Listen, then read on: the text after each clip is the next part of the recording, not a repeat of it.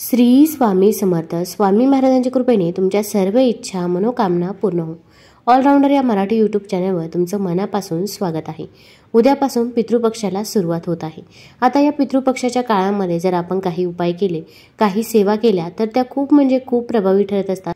पण या काळात जर आपल्याकडून काही चुका झाल्या तर त्याचे दुष्परिणाम देखील आपल्याला भोगावे लागतात. मग आपण म्हणतो की मी पूजा केली, सेवा केली, तरी पण मला त्याचे फळ का मिळाले नाही. आता या पितृपक्षाच्या काळात आपण पितरांसाठी नैवेद्य बनवत असतो, पितृपक्ष थाळीही बनवत असतो. तर त्या ताटामध्ये काही अशा भाज्या आहे की ज्या आपण चुकूनही घ्यायच्या नाही. तसेच या पितृपक्षाच्या काळामध्ये आपल्या घरामधील अशा काही वस्तू आहे की ज्या चुकूनही कुणाला देऊ नये. आपण त्या वस्तू दिल्या तर आपल्या घरामधील माता लक्ष्मी ही निघून जात असते. तसेच आपल्या घरामध्ये अशा काही वस्तू आहे की ज्या चुकूनही या पितृपक्षाच्या काळामध्ये आणायच्या नाही. मग या काळामध्ये काय करावे व काय करू नये याच्याबद्दलची माहिती मी आज तुम्हाला या व्हिडिओमधून देणार आहे. तत्पूर्वी तुम्ही ऑलराऊंडर या मराठी यूट्यूब चॅनलवरती नवीन असाल तर चॅनल लाईक करा आणि सबस्क्राईब देखील करा. तसेच कमेंटमध्ये श्री स्वामी समर्थ किंवा ओम पितृदेवताय नमः लिहायला विसरू नका, की जेणेकरून आपल्याला देखील आपल्या पूर्वजांचा पितरांचा आशीर्वाद हा प्राप्त होईल. तसेच शेजारी नोटिफिकेशन बेल देखील प्रेस करा, जेणेकरून मी जेव्हा पण व्हिडिओ बनवेल तर तो व्हिडिओ तुम्हाला सर्वात अगोदर दिसेल. पितृपक्ष हा भाद्रपद महिन्याच्या शुक्ल पक्षाच्या पौर्णिमेपासून सुरू होतो व आश्विन महिन्याच्या कृष्ण पक्षातील अमावस्येला पितृपक्ष संपतो. हिंदू धर्मात पितृपक्षाला अत्यंत महत्त्व असते. या काळात आपल्या पितरांच्या आत्मशांतीसाठी पूजन केले जाते. तसेच काही उपाय देखील केले जातात. या उपायांनी आपला पितृदोष नाहीसा होतो अशी मान्यता आहे. पितृपक्ष हा 15 दिवस असतो. यामध्ये प्रत्येकाच्या पितरांचे पूजन तिथीनुसार केले जाते. असे म्हणतात की या काळात आपले पितृदेव आपल्याकडे जेवणासाठी येतात. त्यांच्यासाठी नैवेद्य बनवून दाखवल्यास पितृ प्रसन्न होऊन आपल्या कुटुंबावर कृपा करतात. यामुळे आयुष्यात सुख शांती येते असे म्हणतात. या पितृपक्षाचा प्रारंभ हा भाद्रपद शुक्ल पक्ष पौर्णिमा रविवारी 7 सप्टेंबरला सुरू होत असून पितृपक्ष समाप्ती आश्विन कृष्ण पक्ष अमावस्या रविवारी 21 सप्टेंबरला पितृपक्ष समाप्ती होणार आहे. या पितृपक्षाच्या काळामध्ये आपल्याला पूर्वजांची सेवा देखील करायची आहे. आपण जर या काळामध्ये पूर्वजांची सेवा केली तर आपल्या घरामध्ये सुख शांती समृद्धी येत असते. तसेच आपल्याला पूर्वजांचा आशीर्वाद देखील प्राप्त होत असतो. कारण पितृपक्षाच्या काळामध्ये आपले पूर्वज पृथ्वीवरती येत असतात आणि ते बघत असतात की आपल्यासाठी सेवा कोण करतंय. त्यामुळे आपण पितरांची सेवा ही या काळामध्ये केलीच पाहिजे. आपल्या घरामध्ये जर पितृदोष नसेल ना तर आपण कोणतंही काम करा, त्या कामामध्ये अडचणी अडथळे येत नाही. तसेच घरामध्ये आर्थिक टंचाई देखील जाणवत नाही.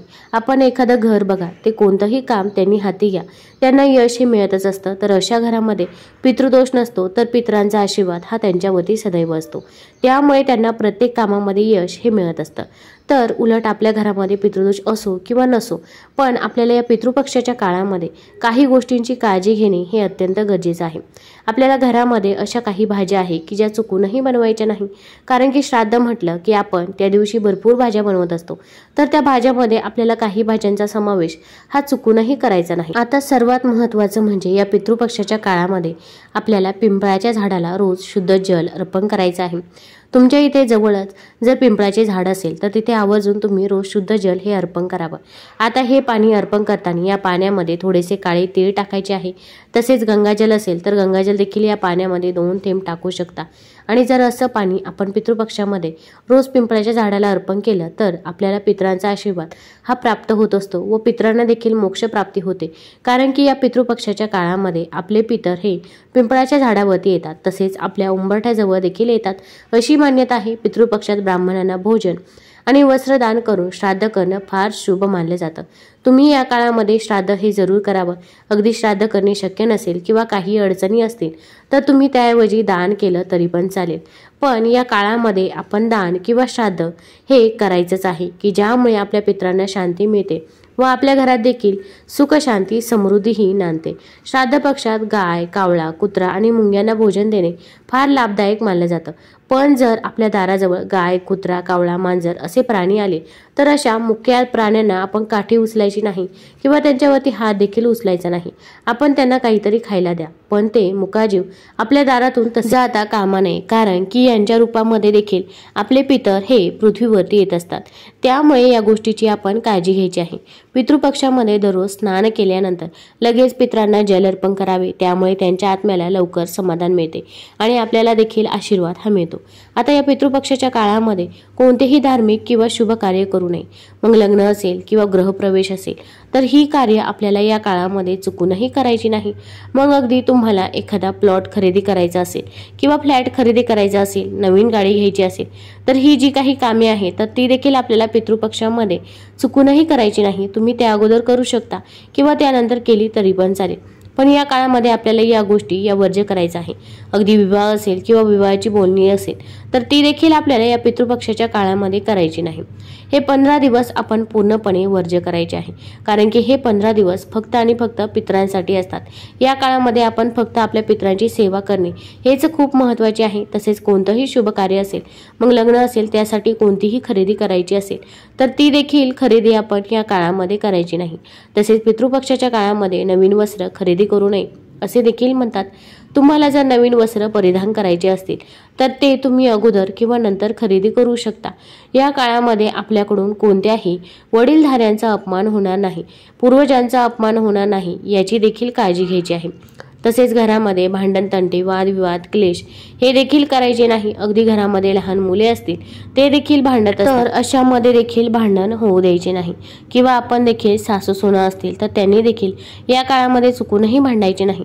कारण की आपल्या घरामध्ये जर भांडण झालं आणि त्यानंतर आपण पूजा सेवा करायला बसलो तर आपले लक्ष त्या पूजेमध्ये लागत नाही, संपूर्ण लक्ष आपले त्या भांडणाकडेच असते.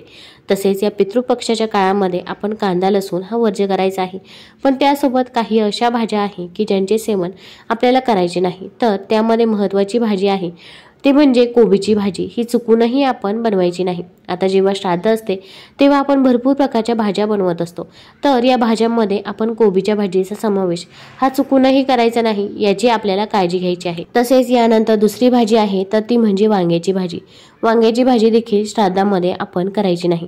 आता आपल्याला पूर्वजांचे श्राद्ध असते त्यामुळे त्यांना ज्या काही भाज्या आवडत असतात त्या भाज्या आपण करत असतो.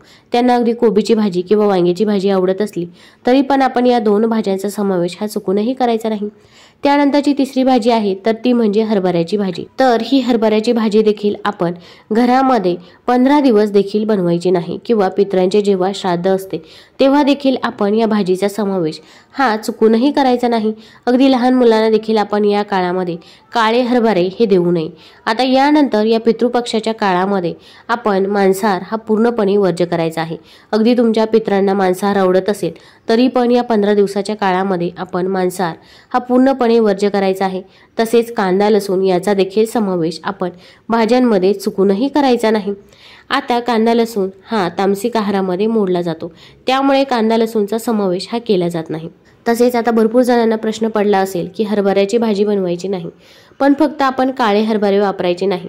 नंतर आपण जेव्हा श्राद्ध असतं तेव्हा आपण बेसन पिठाचे इतर काही पदार्थ बनवत असतो तर ते तुम्ही बनवू शकता. फक्त आपल्याला काळे हरभरे असतात तर त्यांचा वापर हा चुकूनही करायचा नाही. तसेच आपण श्राद्धाच्या एवढ्या भाज्या बनवतो, आपल्याला वाटते की यामध्ये कांदा देखील टाकावा त्यामुळे भाजीला देखील टेस्ट येते, पण असे करायचे नाही. आपण जेव्हा श्राद्धाचे जेवण बनवत असतो तेव्हा कांदा लसूण हा त्यामध्ये घ्यायचा नाही. आणि जर तुम्हाला शक्य असेल तर तुम्ही देखील या 15 दिवसांमध्ये कांदा लसूण हा पूर्णपणे वर्ज्य करायचा आहे. तर आता जेव्हा आपण पितृपक्षाच्या भाज्या बनवत असतो तेव्हा कोणत्या भाज्यांचा समावेश करावा तर गिलके, कारले, गवार, भेंडी, मेथी, चक्की, डांगर, मुगाची उसळ, चवळी, भात, खीर, पुरी, भजे. तसेच सर्वात महत्त्वाचं म्हणजे आपण उडदाचे वडे बनवायला विसरायचं नाही. कारण की जेव्हा आपण श्राद्धविधी असतो तेव्हा उडदाचे वडे हे सर्वात महत्त्वाचे असतात. त्याशिवाय आपल्याला नैवेद्य हा अपूर्ण मानला जातो. तसेच आता तुम्ही जेव्हा खीर बनवत असता तेव्हा ती खीर शेवयाची खीर बनवावी. कारण की काही ठिकाणी या खिरीमध्ये धान्यांचा वापर देखील केला जात नाही. आता तुमच्या इकडे जशी पद्धत असेल तशा पद्धतीने तुम्ही हा नैवेद्य बनवू शकता. तसेच या भाजीमध्ये डांगराची भाजी बनवणे याला देखील खूप महत्त्व आहे. डांगराला काशी फळ असे देखील म्हटले जाते. त्यामुळे संपूर्ण महाराष्ट्रामध्ये जेव्हा पण पितृपक्ष असतो तेव्हा डांगराची भाजी ही श्राद्धामध्ये बनवली जाते. आता या पितृपक्षाच्या काळामध्ये केस किंवा नखे देखील कापू नये असे देखील म्हणतात. तुम्हाला जर शक्य असेल तर या नियमाचे पालन देखील तुम्ही नक्कीच करू शकता. आता या पितृपक्षाच्या काळामध्ये आपल्याला नवीन वस्त्रे खरेदी करायची नाही, पण त्यासोबत सोने चांदी देखील खरेदी करू नये. तसेच आपल्या घरामध्ये कोणतेही घरगुती भांडे लागत असतील तर ती देखील भांडी आपण या काळामध्ये खरेदी करायची नाही. पितृपक्षाच्या काळामध्ये आपण काळा रंग पूर्णपणे वर्ज्य करावा। जेव्हा पण एखादं शुभ कार्य असतं तेव्हा आपण काळा रंग घालत नाही। त्याच पद्धतीने या काळामध्ये देखील आपण काळ्या रंगाचे वस्त्र, कपडे चुकूनही परिधान करायचे नाही। तसेच आता या पितृपक्षाच्या काळामध्ये आपल्या घरामधील अशा काही वस्तू आहे की ज्या चुकूनही कुणाला द्यायच्या नाही। आता पितृपक्ष म्हटलं की आपण तांदळाची देखील खीर बनवत असतो, तर या काळामध्ये आपण तांदूळ चुकूनही कुणाला द्यायचे नाही।